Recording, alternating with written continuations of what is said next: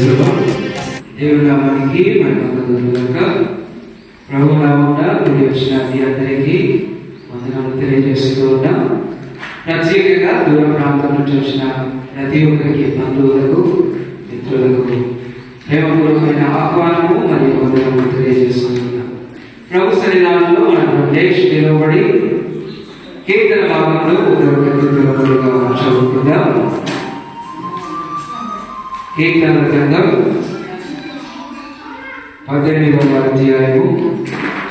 ప్రభు సన్నిధానంలో మనం లేచి నిలబడి కీర్తన భాగంలో చదువుకుందాం. కీర్తన గ్రంథము 18వ అధ్యాయము మొదటి నుంచి 15 వచనములు ఉత్తర పత్రికలుగా మనం చదువుకుందాం. పాత నిబంధన గ్రంథంలో 459వ పేజీలో ఉంటుంది. 18వ కీర్తన మొదటి నుంచి 15 వచనాలు, వచనం మీదుగా మనము చదువుకుందాం. యెహోవా నా బలమా, నేను నిన్ను ప్రేమించుచున్నాను.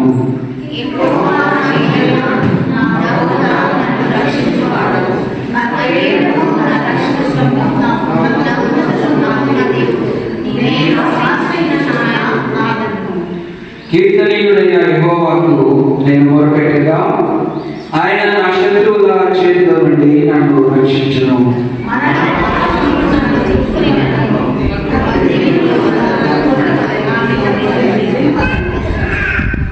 బాధలకు పాశులు నన్ను అరికట్టగను, మరణపు ఉరులు నన్ను ఆవరింపగను.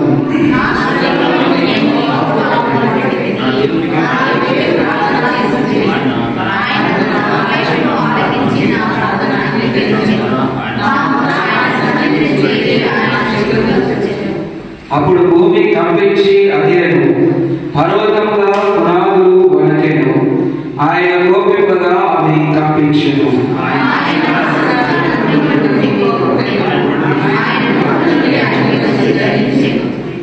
నిప్పు కణములు రాజబెట్టెను, మేఘములను వంచి ఆయన వచ్చును. ఆయన పాదముల కింద గాఢాంధకారము కమ్మి ఉండెను.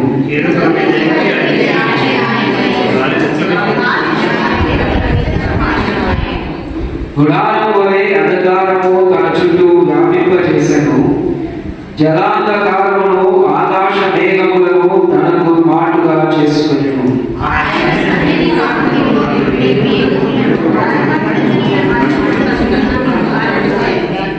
యెహోవా ఆకాశమందు గర్జన చేసెను, సర్వోన్నతుడు తన ఉరుముతోని పుట్టించెను.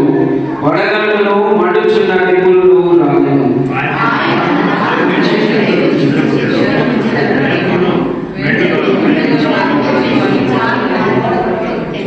15వ వచనం అందరూ కలిసి చదువుకుందాం. యెహోవా నీ నాసికాగ్రముల ఊపిరిని నీవు వడిగాకుదువుగా, నీ గర్భిణులకు ప్రవాహమున అడుగుదారులు కనబడెను. భూమి పునాదులు బయలుపడెను. ప్రభు సన్నిధానంలో మనం కూర్చుందాం. కళ్ళు వచ్చి కళ్ళు మూసుకొని ప్రార్థన చేసుకొని ఈ యొక్క కీర్తన భాగంలో మనము ధ్యానించుకుందాం. ప్రతి ఒక్కరు కూడా కళ్ళు వచ్చి కళ్ళు మూసుకొని ప్రార్థన చేసుకుందాం. మహాపురుషుడా, ఉన్నతుడా, సర్వోన్నతుడా, సర్వాధికారి, నీకు వందనములు, స్తోత్రాలు. భూమి ఆకాశములకు సృష్టికర్తమైన వాడా, నీ కృపలో తోడుగా నీ బిడ్డలమైన మమ్మల్ని మీరు జ్ఞాపకం చేసుకోనండి. మిమ్మల్ని స్తుతించుటకు నీ వాక్యంలో మేము ధ్యానిస్తూ ఉండగా నీ వాక్యం ద్వారా మా అందరితో మీరు మాట్లాడమని దేవానికి కృపగల హస్తాలు తండ్రి మా యొక్క సంఘమును మమ్మల్ని అందరినీ అప్పగించుకుంటూ నజరేయుడు మా ప్రభువును రక్షకుడైన యేసుక్రీస్తు శుభనామములో ఈ ప్రార్థనని వేడుకొంచున్నాము మా ప్రియ పరలోకపు తండ్రి, ఆమేన్. ప్రభువునందు ప్రియమైన దేవుని బిడ్డలారా, చదువుకున్న కీర్తన భాగము 18వ అధ్యాయము మొత్తంగా 50 వచనాలను కలిగి ఉంది. ఇప్పుడు ఒక్కొక్క వచనము వివరించుకోవాలి అంటే ఈ రోజంతా సరిపోదంతా 50 వచనాలను కొన్ని భాగాలుగా చేసి మనం ఆలోచన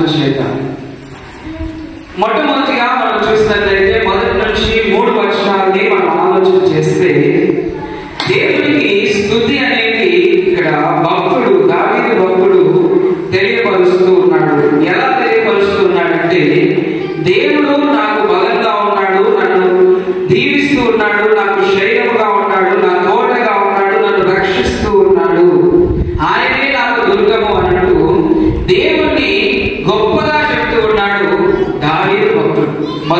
మొదటి నుంచి 3 వచనాలు. తరువాత తనకు వచ్చినటువంటి శ్రమలో దేవుని యొక్క సహాయాన్ని కోరుకుంటూ ఉన్నాడు. 4 నుంచి 6 వచనాలని మనం చూస్తే, దేవునికి మొరపెట్టి, ప్రభువా నాకు సహాయం చేయండి, నేను శ్రమలో ఉన్నాను, నేను ఇబ్బందుల్లో ఉన్నాను, నాకు సహాయం చేయండి అని దావీదు భక్తుడు 4 నుంచి 6 వచనాల్లో ప్రార్థన చేస్తూ ఉన్నాడు. అదేవిధంగా 7వ వచనం నుండి 15వ వచనం వరకు మనం జాగ్రత్తగా ఆలోచన చేస్తే, దేవుడు ఒకవేళ మన ప్రార్థన విని ఆయన కలుగ చేస్తుంటే ఎలా ఉంటుందో అక్కడ జ్ఞాపకం చేస్తూ ఉన్నాడు. చూడండి, దేవుడు గొప్ప బలము కలిగినటువంటి వాడు. 7వ వచనంలో అంటున్నాడు, అప్పుడు భూమి కంపించి అదరెను, పర్వతముల పునాదులు వణికెను, ఆయన కోపింపగా అది కంపించెను. దేవుడు ఇట్లాగా జ్ఞాపకం చేసుకున్నట్లయితే 7వ వచనం నుండి 15వ వచనం వరకు దేవుడు కలుగ చేసుకుంటే భూమి సహితము వణికిపోవాల్సిందే జ్ఞాపకం చేస్తూ ఉన్నాడు. తర్వాత దేవుడు కలుగ చేసుకుని 16వ వచనం నుండి 19వ వచనం వరకు మనం చూస్తే ఎలా దేవుడు కాపాడాడో అక్కడ జ్ఞాపకం చేస్తున్నాడు దావీదు భక్తుడు. చూడండి, 16వ వచనం, ఉన్నత స్థలం నుండి చేయి చాపి ఆయన నన్ను పట్టుకొనెను, నన్ను పట్టుకొని మహాజలరాశుల నుండి తీసేసెను. దేవుడు ఇలా జ్ఞాపకం చేసుకోండి, దేవుడి హస్తము తోడుగా ఉంటే మనం నశించే పరిస్థితుల్లో ఉన్న ఆయన కాపాడుతాడు. మంచి ఉదాహరణ, పేతురు భక్తుడు నీళ్ళ మీద నడుస్తూ ఉన్నప్పుడు, ప్రభువా నేను మునిగిపోతున్నానని ఒక్క మాట చెప్పగానే ఆయన చేయనించి మరి రక్షించాడు. కాబట్టి మన దేవుడు రక్షిస్తాడు. దావీదు భక్తుడు దాన్ని తెలియపరుస్తూ ఉన్నాడు.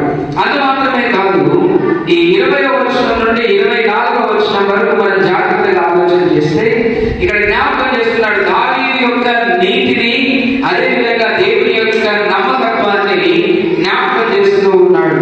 చూడండి, 23వ వచనం, దోష క్రియలు నేను చేయనొల్లకుంటిని, ఆయన దృష్టికి నేను యథార్థుడనయ్యుంటిని అని దావీదు భక్తుడు తన గురించి జ్ఞాపకం చేస్తూ అంటూ ఉన్నాడు. 24వ వచనంలో దేవుని యొక్క నమ్మకత్వాన్ని తెలియపరుస్తూ ఉన్నాడు.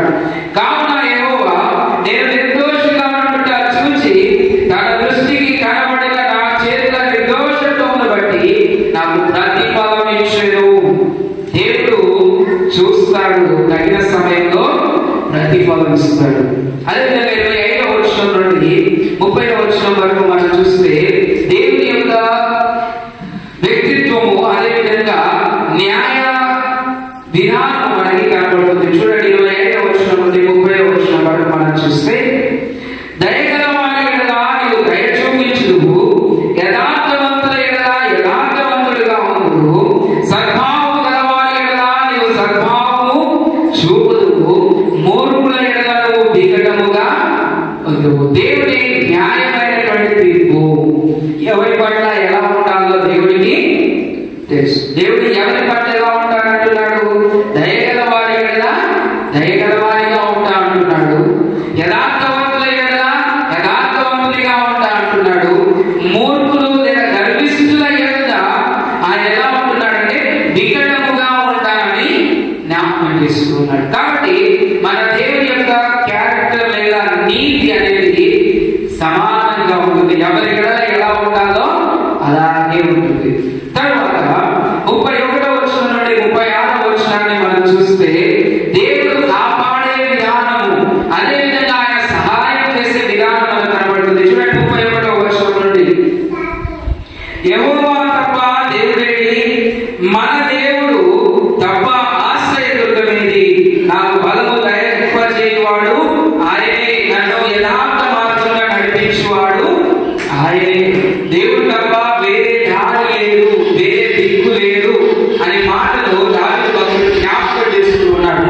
చూడండి, ఎంత పెద్ద డాక్టర్ అయిన చివరికి ఒక మాట అంటాడు, నేనేం చేయగలను అంతవరకే చేశాను, మిగతా ఎవరి చేతిలో ఉంది?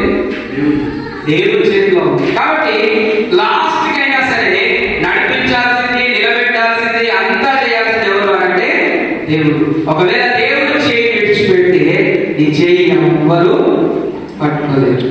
దేవుడు చెప్పినాక ఒక మంచి భక్తుడు సౌలు దేవుడు చేయి విడిచిపెట్టిన తర్వాత దేవుడి సహాయం కొరకు ఆయన వెళ్ళాడు సమూయేలు దగ్గరికి.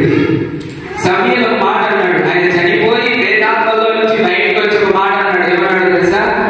దేవుడు చేయి విడవగా నేనైనా ఏం చేయలేదు, ఎవ్వరు ఏమి.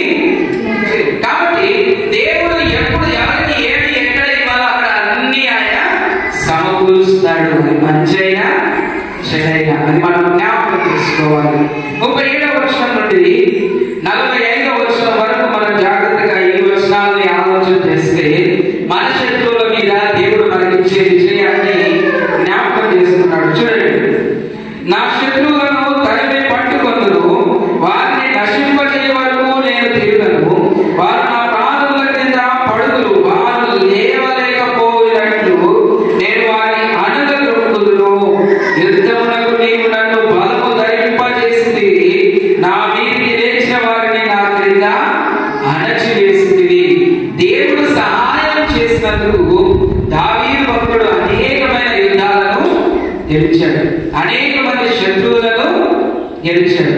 ఇక చివరిగా మనం చూసినట్లయితే 46 నుంచి 50 వచనాల్లో దేవుడు జ్ఞాపకం చేస్తూ ఉన్నాడు, కృతజ్ఞతలు దావీదు భక్తుడు తెలియపరుస్తూ ఉన్నాడు. చూడండి, 46 నుంచి 50 వచనాలు మనం ఒకసారి చూస్తే 46వ వచనం, యెహోవా జీవము గలవాడు, నా ఆశ్రయదుర్గమైన వాడు, స్తోత్రార్హుడు, నా రక్షణకర్త అయిన దేవుడు బహుగా స్తుతినందును గాక.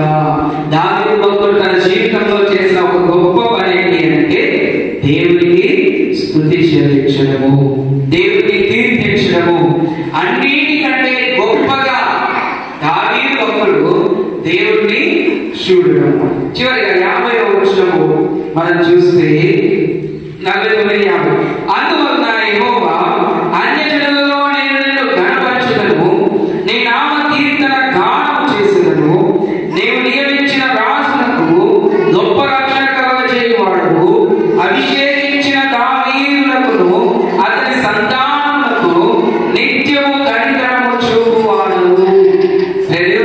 జ్ఞాపకం చేసుకోనండి, ఇక్కడ మంచి మాట జ్ఞాపకం చేస్తున్నాడు దావీదు భక్తుడు. చివరిలో అన్యజనుల ఎదుట దేవుని నామమును గానము చేసేదను లేదా దేవుని ఘనపరచుదను అనే మాటలు దావీదు భక్తుడు తెలియపరుస్తున్నాడు. అన్యజనుల ఎదుట ఎలా కనపరుస్తున్నాడు? ఎలా కనపరుస్తాడు చెప్పండి? అన్యజనుల ఎదుట ఈ దినాల్లో ఈ మైక్ దొరికితే ఒక పాట పాడవచ్చు, ఒక మాట చెప్పవచ్చు, దేవుడిని ఘనపరిచామని మనం అనుకుంటాం. కానీ పాట పాడిన మనము, దేవుడి మాట చెప్పిన మనము అన్యజనుల ఎదుట ఎలా జీవిస్తున్నామో వాళ్ళు చూస్తున్నారా? చూడండి, చూస్తున్నారా? చూడండి, ఎలా వింటున్నారా? ఫస్ట్ నుంచి చెప్పాలి, వింటున్నారు కదా. కొంతమంది వినట్లేదు అనుకుంటారు, వింటున్నారా లేదా? Very good. కొంచెం కరెక్ట్ లేదు కాబట్టి గట్టిగా చెప్పండి, ఎవరంటే ఇప్పుడు వింటున్న మీకు ఒక మాట అర్థం చేసుకోండి. మనం పాట పాడినా వాక్యం చెప్పినా దేవుడి కనపరచాలని మనం అనుకుంటాం. కానీ ఒక అన్యుడు మనల్ని చూస్తున్నప్పుడు అన్ని ఆలోచన ఎలా ఉంటుంది? వీడు పాట పాడుతున్నాడు కానీ వాక్యం చెబుతున్నాడు కానీ వీడి జీవితము దేవుడి పట్ల ఎలా ఉందో ఎవరికి తెలుస్తుంది? చూసే అన్నిటికీ తెలుసా? తెలుసు. అక్కడే దేవుడికి ఘనత అనేది వస్తుందా? రాదు. మనం అనుకుంటాం పాట పాడగానే అన్యుల్లో మన దేవుడిని ఘనత చేసామని బాగా అనుకుంటాం, కానీ అక్కడ కనపడదు. ఇప్పుడు దావీదు జీవితం కూడా అలాగే ఉంది. దావీదు కూడా అలాగే అన్యుల్లో దేవుడిని కనపరుస్తూ ఉన్నాడు. ఇంకా మంచి ఎగ్జాంపుల్ చెప్తాను. దావీదు ఒక కుమారుడు ఉన్నాడు. ఎవరు? బాగా తెలిసిన కుమారుడు దావీదుకి.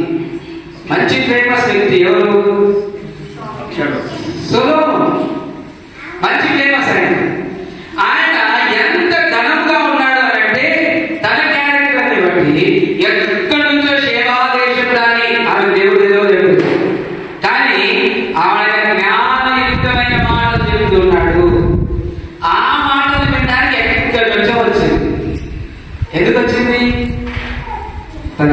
బాధ్యతని బట్టి, తన జ్ఞానాన్ని బట్టి, తన పరిస్థితులను బట్టి ఎక్కడి నుంచో వచ్చింది. అన్ని జనంలో దేవుని నామాన్ని కనపరచడం అంటే ఇక్కడ అదే జ్ఞాపకం చేస్తున్నాడు.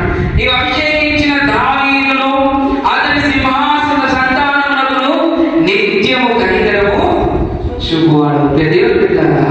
దేవుడి చిత్రమైతే ఈ విషయాన్ని కొంచెం ముందు మనం ఆలోచన చేద్దాం. అయితే ఇక్కడ ఒక విషయాన్ని జ్ఞాపకం చేసుకోవాలి. కీర్తన ద్వారా ఒకటే మనం జ్ఞాపకం చేసుకోవాలి. మొట్టమొదటిది, దేవుడిని మనం ఖచ్చితంగా స్తుతించాలి. దేవునికి స్తోత్రము గానం చేయడం మంచిది.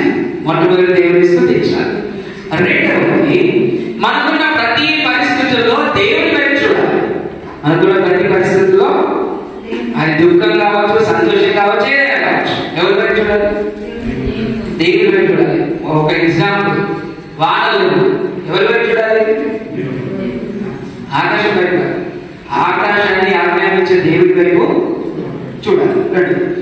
మూడవది, ఒకవేళ దేవుడు కలగజేసుకుంటే చాలా అధికమైన దీవెన మనకి వస్తుంది.